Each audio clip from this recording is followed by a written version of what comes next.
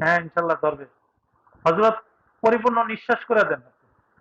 আপনি কি আল্লাহ তাআলার কোরআনের হুকুমের এবং আমার বশবত ইয়া করে পরিপূর্ণ তাদেরকে শেষ করে দেন ইনশাল্লাহ। আপনি তো অনুমতি দেওয়া।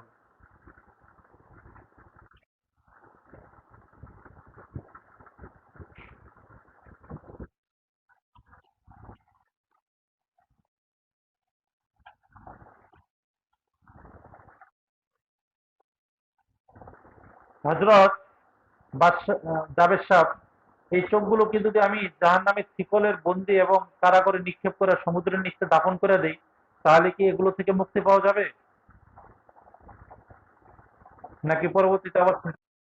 নাকি পরবর্তীতে আবার যদি সুইটা ক্ষতি করার সম্ভাবনা আছে? চলো। হ্যাঁ,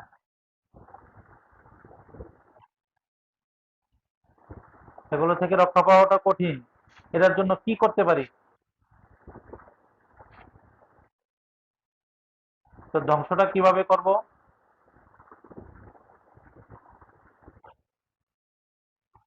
জি, ইনশাল্লাহ আমি চেষ্টা করতেছি। বিসমিল্লাহির রহমানির রহিম। হ্যাঁ, সাইফুল ভাই, ফোন দেন একটু, ইয়া করেন তো ওই যে আরাফাত সাহেবের, অলিউল্লাহ সাহেবের একটু আপনারা ফোন দেন। লাইনে তো নাই, আমার এখানে অ্যাড হইতে বলেন। অলিউল্লাহ সাহেবের একটু ফোন দেন। এই যে তানহার স্বামী যিনি আছেন, উনি অলিউল্লাহ সাহেবের একটু হ্যাঁ, আমি আগুন ধরাইতেছি ইনশাল্লাহ।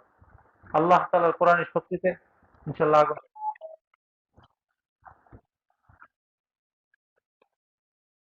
জি, জি।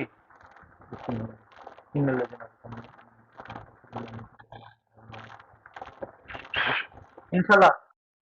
জি, ধরাই দিচ্ছি ইনশাল্লাহ।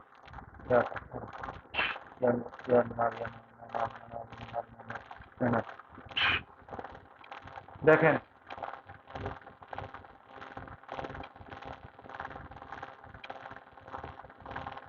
ধরছে?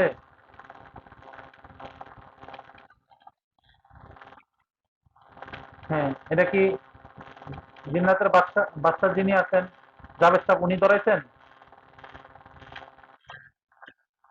হ্যাঁ, আরেকটা আমি ধরেছি।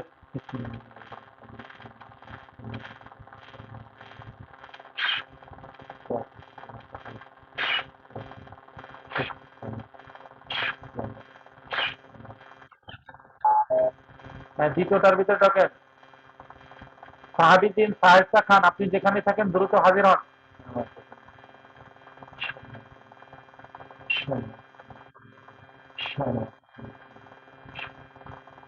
অলিউল্লাহ সাহেব, একটু এদিক এদিক সময় দেন। আসসালামু আলাইকুম হজরত। হজরত, আজকে অনেকগুলো দৈত্যের আক্রমণ ছিল। দৈত্যের আক্রমণ গুলো বড় একটা, অনেক বড় বড় দৈত্যদেরকে আমি জ্বালানোর পরে এখন হলো এখানে জিন্নাতের বাচ্চা